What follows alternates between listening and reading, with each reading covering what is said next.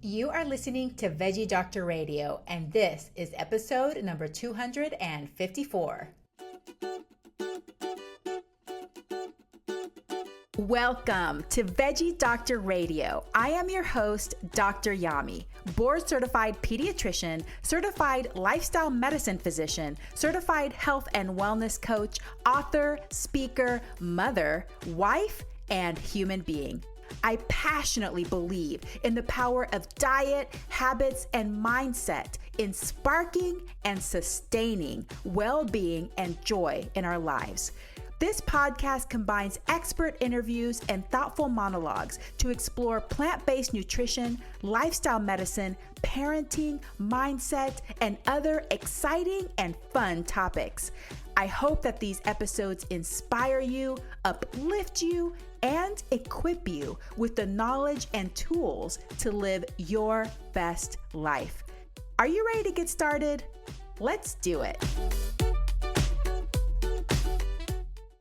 Hey, veggie lovers, I have a very fun and interesting episode for you with food blogger Nisha Vora. So Nisha is a vegan recipe developer, food blogger, and cookbook author. After graduating from Harvard Law School and working as a lawyer for 4 years, she exchanged her casebooks for cookbooks and launched her dream career. On her website, Rainbow Plant Life, she shares unique flavor-packed plant-based recipes, and on YouTube, she's known for her fun yet educational cooking videos. Nisha's first cookbook, the Vegan Instant Pot Cookbook, was published in 2019. Her next cookbook will be published in 2024. So this is a really fun episode. We learn about Nisha and her plant-based journey. We learn about her career change, which is super interesting, to work so hard and learn all of that to become a lawyer and then be like, this is not for me. I admire her courage, her determination, her tenacity for going after her dreams, for getting what she wants. I love this story. I also ask her about what she learned about following her intuition and carving her own unique path, how she develops recipes, was she always such a good cook, her favorite type of cuisine to cook, what tips she has for making delicious vegan meals for non-vegans, and of course, what she wishes more people knew. It's a really fun episode. I know you're going to love it. Thank you so much for being here, for making this a plantastic podcast. I appreciate you so much. I hope that you enjoy this episode. And now let us welcome Nisha Vora. Nisha Vora, welcome to Veggie Doctor Radio. Thanks so much for having me on. I'm excited to be here. Well, it's exciting for me too, because I have been following your recipes in your blog for a long time. And I remember just a few years ago when I commented on one of your recipes and how much I loved it, and you replied back, and I was so excited. So I love your recipes and I love your food, but let's take it back to the beginning. Tell me about your vegan and your plant-based journey. How did you get to where you are now? Sure. So back in 2016, I started to find that when I ate meat, which I ate very regularly, I just felt a little bit weighed down and sluggish. And so I was like, maybe I'll just try not eating meat for a little bit. And I noticed I started feeling lighter and just a little more energized. But I didn't really have much more of a strong reason to do it. But I was like, let's just see how long this lasts. And eventually I think I stopped eating fish, and I was starting to hear what being vegan was. Like, it was becoming very popular around this time. And of course, lots of folks had been doing it for a long time, but it was becoming a little more mainstream at the time. And so I was like, oh, maybe I should do that. Maybe that's better for me. But I felt like I just didn't have a strong enough reason. So I would try for a day, and then I'd be like, oh no, cheese is delicious, or I love ice cream, or, I lived in New York City. And so New York City pizza was a regular staple for me. And so it was just kind of like, I'm doing what I can, kind of thing. But as I started to get more curious about where my food was coming from, I was like, you know what, I'm gonna dive a little bit deeper.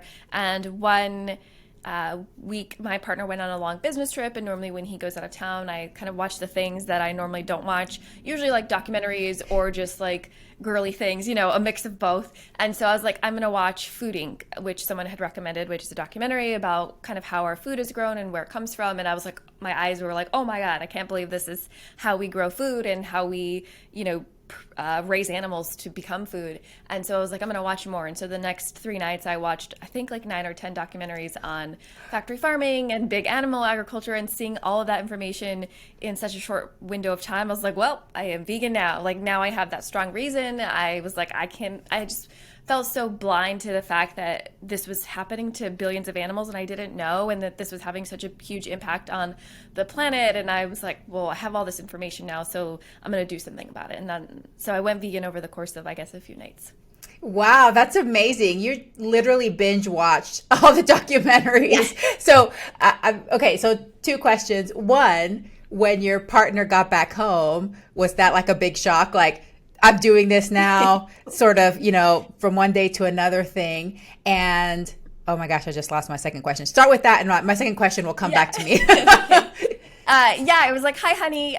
He was like, hi, honey, I'm home. And I'm like, hi, honey, I'm vegan. And he was like, wait, what?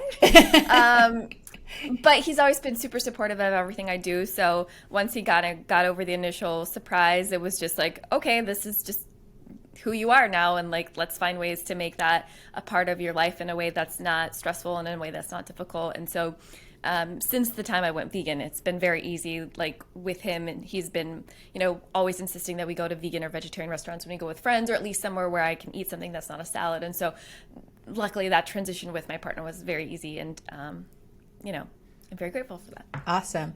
And were you raised vegetarian? So my parents are vegetarian. They're from India, and they've eaten a vegetarian diet basically their whole lives.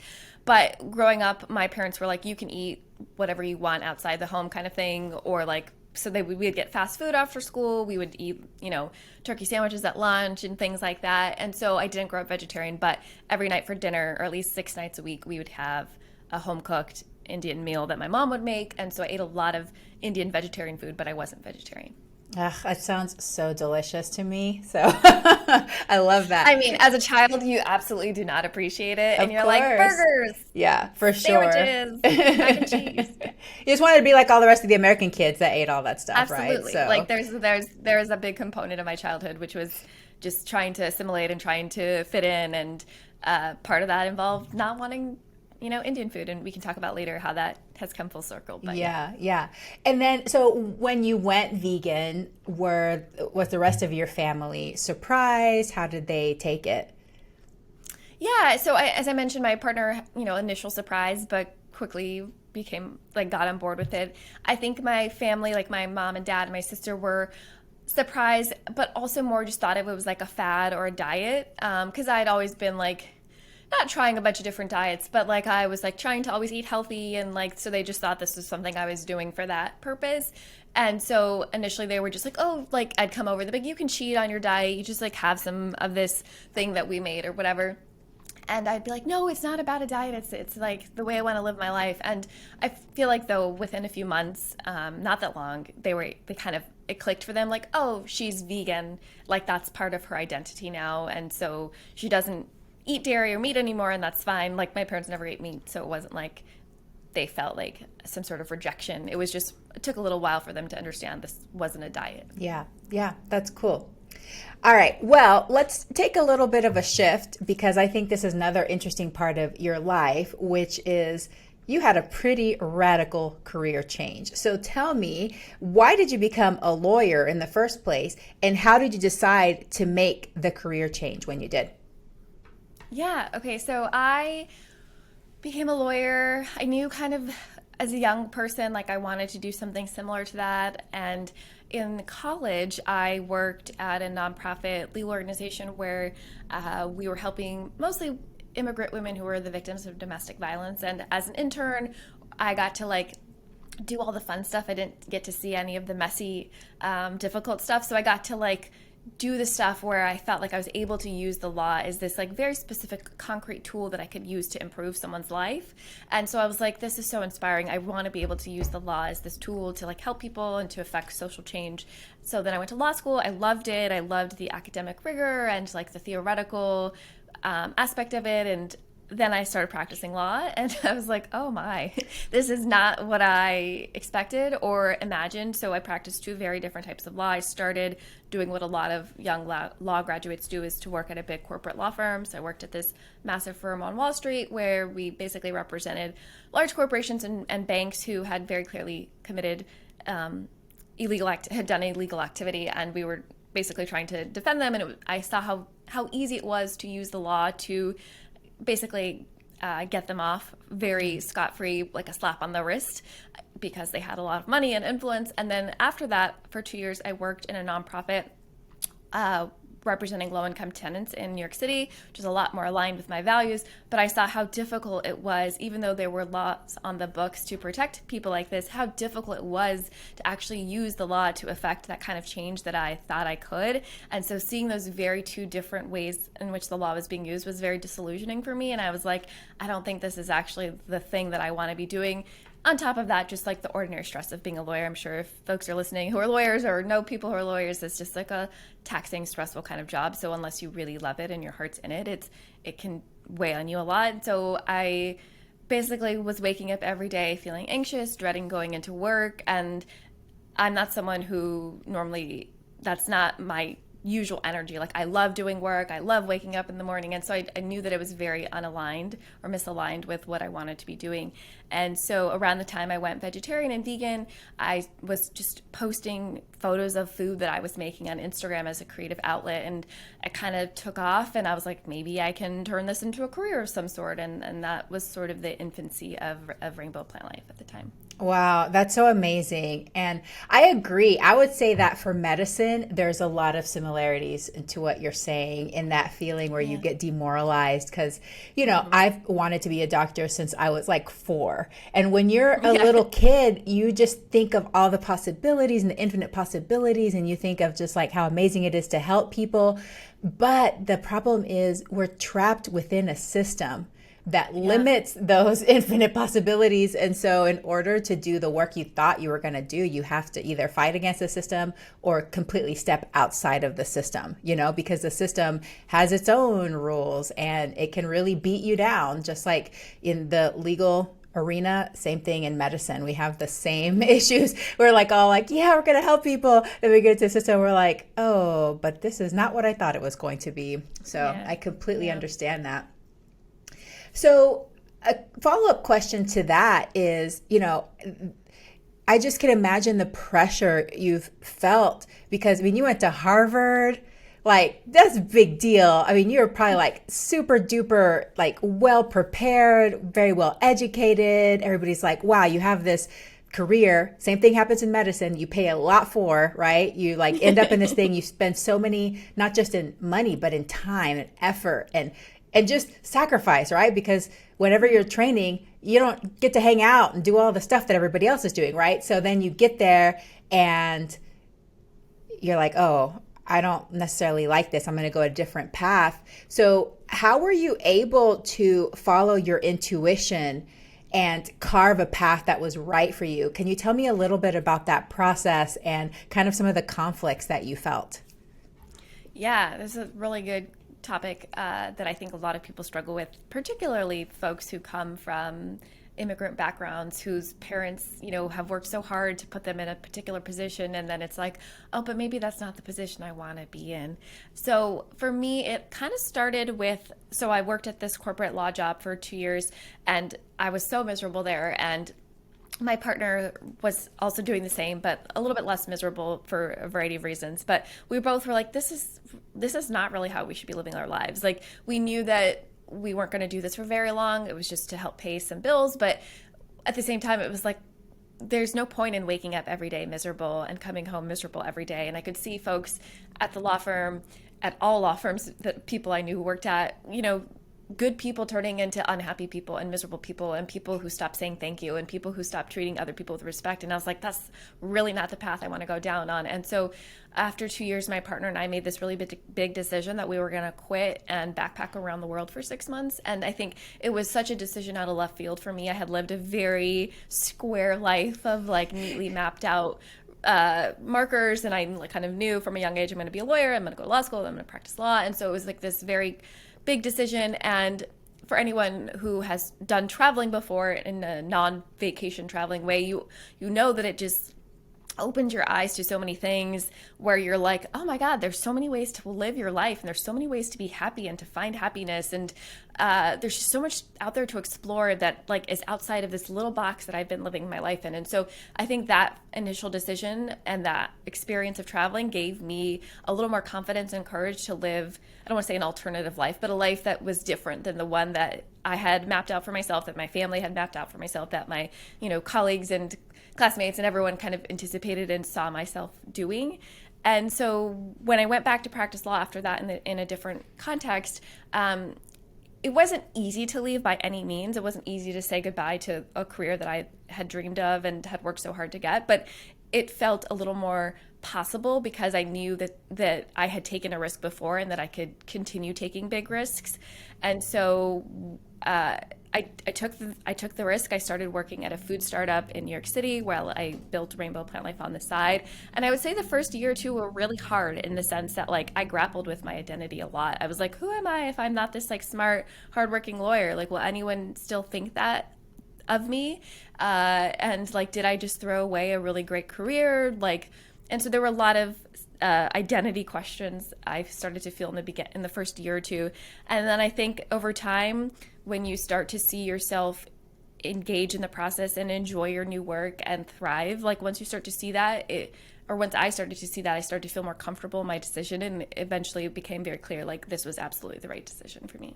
That's awesome. I love that. And I love that you're sharing your story because I think it helps give other people courage that they are able to change their mind or evolve and change their path in life. I think a lot of us, like you said, especially when we were raised at the beginning to be like, this is your choice, and then you stick to your choice, we feel very like, okay, we can't deviate from that, but it's totally possible. And sometimes it ends up being even better for you, and you're able to radiate more joy because you're happier yourself. So, All right, well, let's talk about that transition from being a lawyer to starting Rainbow Plant Life.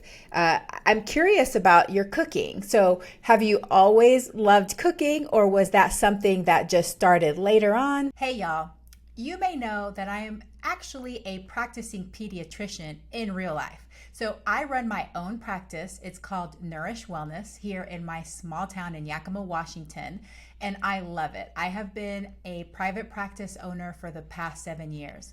I love being my own boss. I love creating this beautiful space the way I want it and just creating this amazing experience for my patients and their families, being able to infuse it with love and compassion. And also I love setting my own hours and allowing enough time to see patients in a way that feels good for both me and for my patients and their families. But I'm going to be real with you. There are some parts of being a private practice owner that can be tough. Definitely the administrative side, definitely dealing with insurance companies, trying to figure out how to get paid, how to make it sustainable, how to make sure that I can keep my doors open so that I can continue to provide this amazing service. And one of the key components of creating such an efficient practice is using the right tools. And so that's why I was so happy when I found my new electronic health record. This is the system that I use to write all the charts, but also to help communicate with families and to facilitate information going in and going out to families. I found TriMed. TriMed is a small company. They specialize in pediatrics, but what I love about them is that they have literally the best customer service in the world. They're friendly, they're just so helpful. And my EHR is completely customized. So it's made for us. It has been customized to the way that we do our workflows, how we work more efficiently. It allows us to communicate with our families, allows us to get the forms and documents that we need, whether it's a new ADHD evaluation or whether it's a new patient that we need to get all of their forms signed. It really has been amazing for us. And it just continues to get better and better with time. So for all of you out there who are considering starting your own practice, or who you already have your own practice, but you need to find a better solution for your electronic medical record, your electronic health record, practice management system, I really highly recommend TriMed. I think you're going to love it. Look into it. Their website is trimedtech.com. That's TriMedtech.com. And as you'll see, all the reviews online are very positive, and people will say over and over and over again that their customer service is the best. And I can attest to that because we have definitely worked with them a lot to optimize our system, make it the way we want. And we're still not done because it's getting better and better every day. So I am recommending to you, if you are looking for a new EMR, even if you're not a private practice owner, but you're part of a system, y'all are looking into getting a new electronic health record, I recommend that you look into TriMed. So I started cooking in high school, so not like, it wasn't like I was 4 years old and I knew I wanted to cook or anything, but I really started to fall in love with cooking more from like a learning perspective initially than from an actual doing perspective. So as I mentioned, I did well in school. I like loved learning. And so I applied that same mentality to cooking almost. Like my dad would record the Food Network shows for me and I would watch them at home and I would take notes by hand, or my mom would go to the mall and drop me off at Barnes & Noble and I would just sit in the cookbook section and like pore over cookbooks and be like, oh, that's a cool technique for cooking, or, and so I just absorbed a lot of information. And I cooked certainly, but I feel like the focus for me was like, I just want to learn so much about cooking. And so I eventually started cooking a lot for my friends and family, but it was always just kind of a hobby, just like this fun little thing, and I never kind of envisioned it as a career. Obviously that changed later, and so when I went vegan, I felt like I had to learn a little bit of a different style of cooking, and so that reinvigorated my love for cooking and renewed that interest in it, and so that made it feel like a very obvious path to pursue, because I was like, I've always loved this, and now I love it even more because I feel like I understand where my food's coming from, and I have this reason for being vegan, and I have this new way of cooking that I want to explore and I want to share with people. Mm-hmm. And so at some point you have to decide to go all in. So tell me about that process. Was it pretty scary? Were you excited? Yeah, so as I mentioned, I was working at a food startup. I was doing everything from food photography, recipe development, social media, and I really enjoyed it. It was a vegan food startup. It was like aligned with my interests, but I just felt like there wasn't enough of Nisha to do both, to like build Rainbow Plant Life and to work at the food startup. And it wasn't like I was like, oh, I want to spend my weekends having fun, and so I'm not willing to do both. I was like working all the time, and it still wasn't enough time, and it wasn't enough like mental capacity to do the both, like to turn off one hat and to put the other hat on. I don't know if that analogy makes sense if you turn off hats, but you know what I mean. And so I just felt like I needed more of my full self in order to like really create the business and the lifestyle and the brand that I wanted to create. And so eventually, after 2.5 years, I was like, I just need to do this for myself. And I wasn't making that much money from Rainbow Plant Life at the time, but I was like, I'll figure it out. And then I took the leap. I love it. Well, the decisions before that culminated into that, right? Like you'd already had practice. You'd already had practice and be like, it's going to work out. I'm going to do something non-traditional. I'm not sure how it's going to work out, but it's going to work out. I love that. It's like it gives you confidence, all those decisions beforehand. That's really cool. For sure. Yeah. I love to ask, cookbook authors and bloggers how they go about creating recipes. I love cooking, but I'm the laziest cook ever. And I always dread when I post something on social media because people are like, oh my God, give us the recipe. And I'm like, oh my gosh, I literally just like threw this together. So I always admire organized recipe creators. So tell me, how do you go about developing your recipes and testing them and all of that? Yeah, so like most folks who create or develop recipes, I have lots of sources of inspiration. So sometimes it might be the seasons, and I'll go to the farmer's market. Like it's spring right now, asparagus is in season. And so I might bring that home without knowing for sure what I want to test with it. But then I start to think, okay, what ingredients do I like with asparagus? When have I had asparagus before that really inspired me or impressed me? And then I start to tinker from there, like, oh, I really like it with walnuts. I also really like it with tomatoes. Like, and then I kind of go from there and like, okay, maybe I can do this. And then if I write it out, I'm like, that doesn't seem that exciting. Then I'll go back to the drawing board and think about other ingredients that I like with asparagus.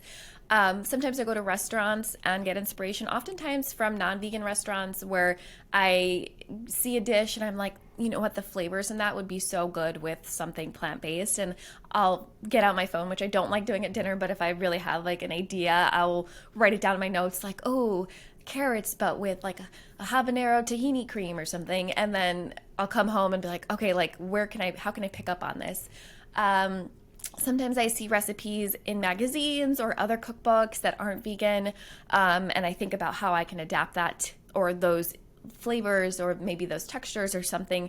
They're like, there's a light bulb switch for me, and I'm like, like let me try that. And then sometimes it's just comfort foods that people like that I know they would enjoy, and I think about how can I veganize that. Okay, it typically has like heavy cream. Would cashew cream be a good substitute? Would coconut milk be better? Like just kind of tinkering with those kinds of concepts. And so there, I have lots of different sources of inspiration, but when it comes to actually developing the recipes, I think I bring that very analytical mindset that I naturally have and also, honed in law school, and thinking really concretely about like, okay, how do these flavors work together and how do these textures work together, and would these ingredients actually be good in this? And so usually on my first recipe test, the dish isn't going to be perfect, but it's going to be edible and it's going to be something that I can like work with, because I put in a lot of pre-planning thought into the development of that recipe.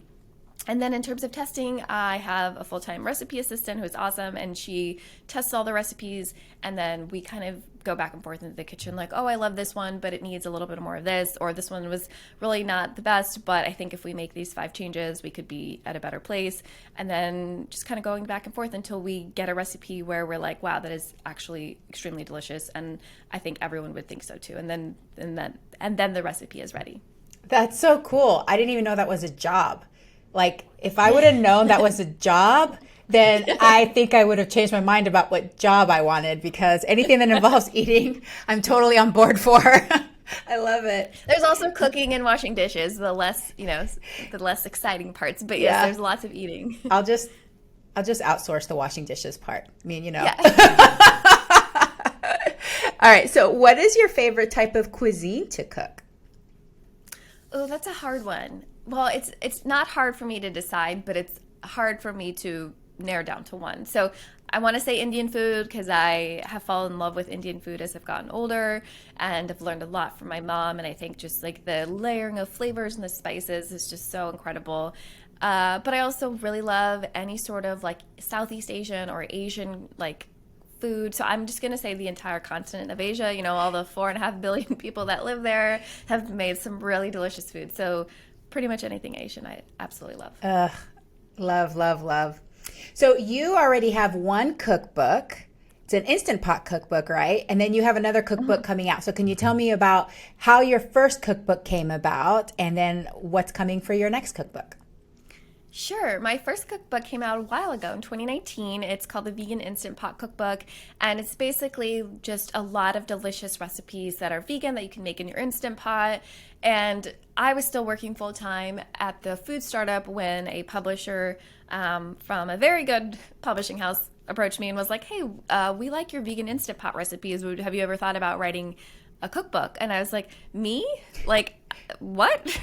And it's like very much so that imposter syndrome of like, you surely don't think that I'm qualified to do this, right? Like, this is absurd that you do. But of course I also said yes, because I was like, well, of course, yes, I'll do this, whatever it takes.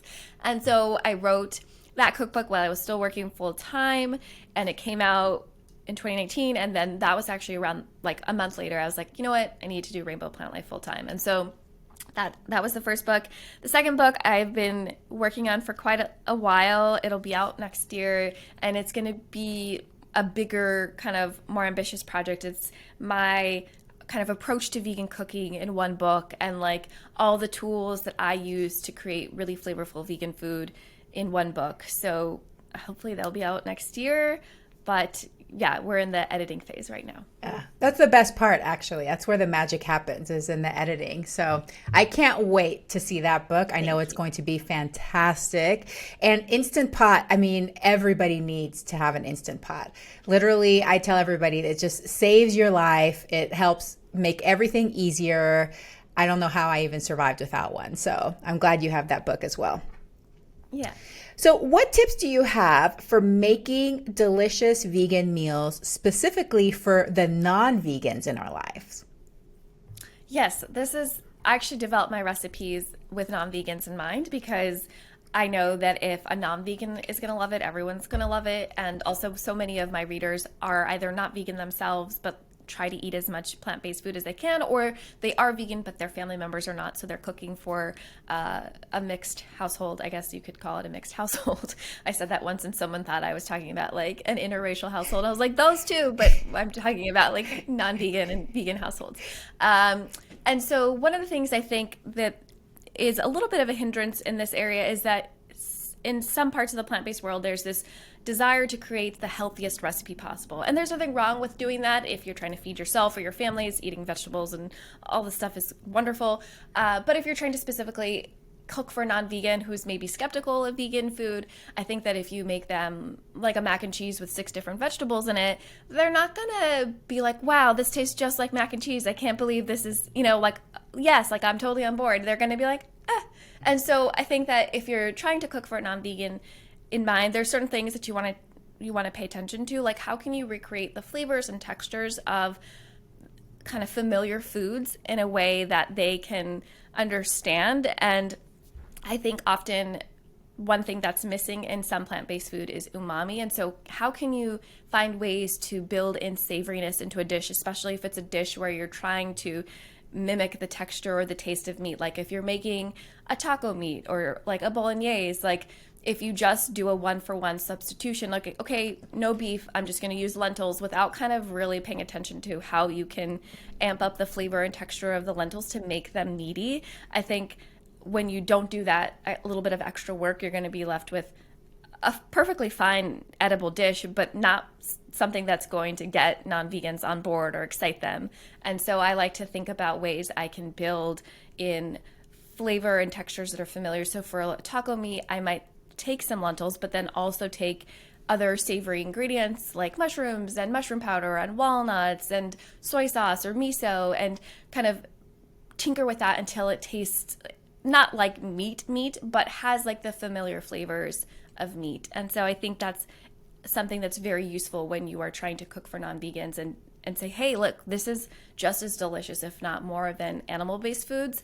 And I'm not saying you have to do that with every meal. Sometimes you might just have 10 minutes to do something with a very simple bowl of lentils, and that's fine. But when you're trying to specifically cook for folks who aren't turned on to the lifestyle yet, I think it helps to do some of those extra little steps. Yeah, that makes so much sense, especially I think for those of us that have been in several years and eat mostly whole foods, and our brains have neuroadapted and we're used to eating all these simple foods. We forget that our palates and our brains weren't there a few years ago. Yes. And so it's hard for us to be like, well, why don't you think that's the most amazing thing you've ever tasted?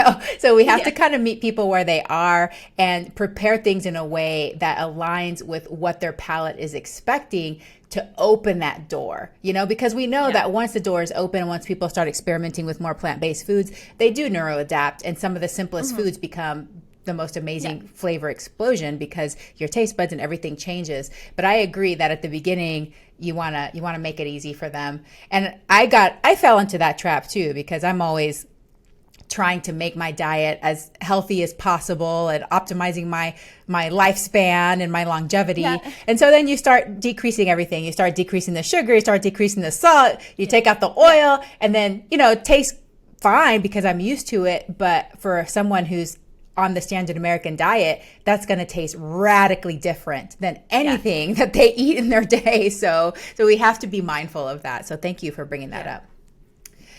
All right, Nisha, this has been so fantastic. I want to know, what do you wish more people knew? About being vegan, or about anything? I'll just answer it as if it's about being vegan.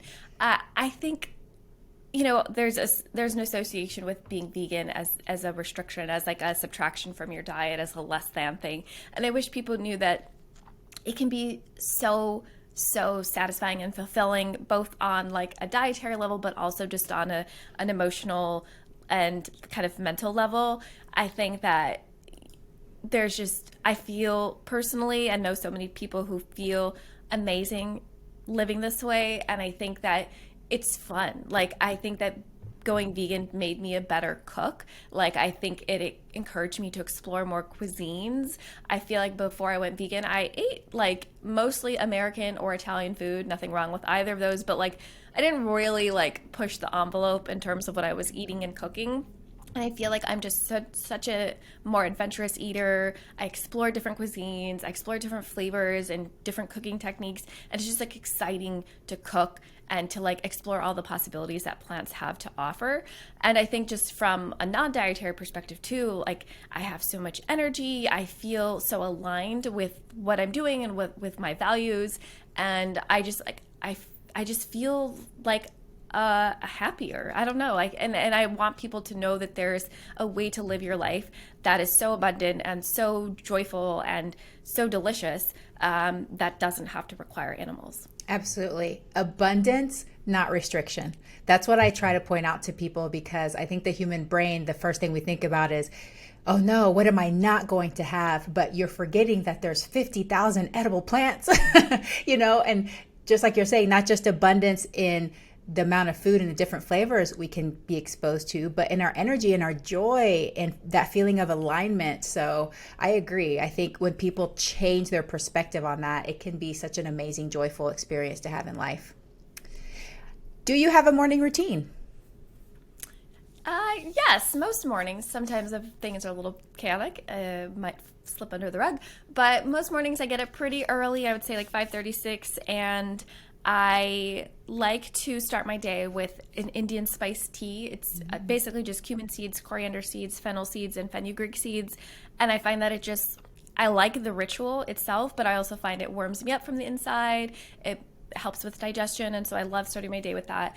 And then depending on the time of year, like how early the sun is up, I like to go outside, and most mornings go for a walk. Again, if I'm really busy, I might skip the walk, but I try to go for a 20-minute walk, sometimes 30 or 40 minutes, and I just love being outside that time of day because it's pretty quiet, but the sun's out, which is great for promoting better sleep later in the day, great for energy in the day.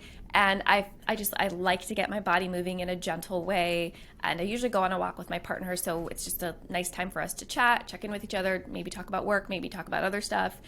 And then when I come back, I usually do maybe like an hour of work, and then I will make a matcha. That's my preferred source of caffeine. And maybe get back to work, or maybe do some sort of Pilates or light exercise like that. And usually by then it's about 10 a.m. or 9 a.m., 9:30, 10 a.m., I don't know. And then I'll probably do some more work, get in the kitchen, taste some stuff, and yeah. Sounds amazing. I love it. I love how it's, deliberate, but also gives you time to flow into your work. You're not just like boom, boom, boom, get the work done. So it sounds really good. All right, Nisha, this has been great. Can you tell us where listeners can connect with you and where they can purchase your book and how they can get on board to find out about your next book? Sure. Yeah. So my website is rainbowplantlife.com, which is where you'll find all of my recipes in printable format. And I share like lots of tips in each recipe to make sure that you can master the recipe. I have a YouTube channel where I share fun but educational videos on like how to cook the recipes. And that's youtube.com/rainbowplantlife. And then my Instagram is rainbowplantlife. And my first cookbook, the Vegan Instant Pot Cookbook, the easiest place is to get it on Amazon. If you want to support like your local bookstore, I would call and ask them to order, just because it is a few years old, so they might not have it in stock. But usually I find that if you call and ask, they'll definitely order it for you. And then my next cookbook, if you want to like kind of stay up to date with when that will be out, you can sign up for our newsletter, which is free, and you can just head over to my website to figure out how to do that, or follow me on social media. I'm sure I'll be talking about it at some point when the time is ripe. Awesome. Yes, you definitely will be talking about it. All right, last question. Leave us with your number one tip for people that are ready to make more delicious vegan meals. What should they do to get started?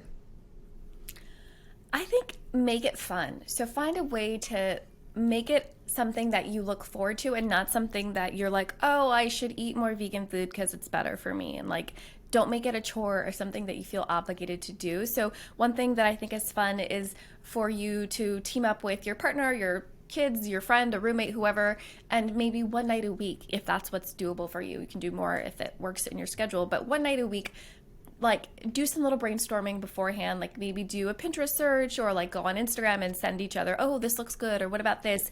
Maybe make it a theme night, like, oh, like this week we're gonna do Korean, or next week we're gonna do Vietnamese, or next week we're gonna do Mexican food. And like maybe if you pick, I don't know, Thai food, you make a Thai curry and like a Thai noodle salad. And if you want to do dessert, maybe like a sticky mango rice kind of situation. And you do like this whole thing where you're exploring like a different cuisine or a different type of recipe. And you do it once a week or twice a week if you can.